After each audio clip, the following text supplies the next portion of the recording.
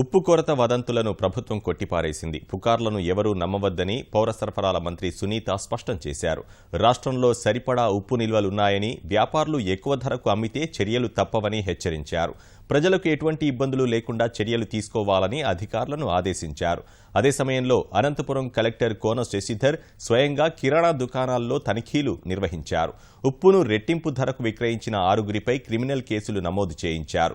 గుంటూరు జిల్లా చిలకలూరిపేట ఉప్పు అక్రమ నిల్వలపై రెవెన్యూ అధికారులు ఆకస్మిక దాడులు చేశారు.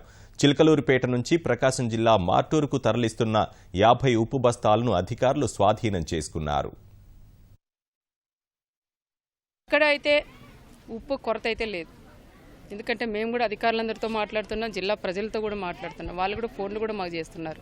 ఈరోజు చూస్తే ప్రకాశం జిల్లాలో 83,800 మెట్రిక్ టన్నులు ఉప్పు అక్కడ స్టోరేజ్ ఉంది, ఇంకా స్టాక్ ఉంది అక్కడ.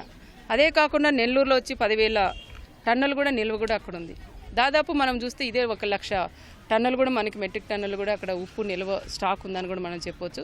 ఇదే కాకుండా జిల్లాల వారీగా చూస్తే 1000 నుంచి 3,000 దాకా స్టాక్ కూడా ఉంది.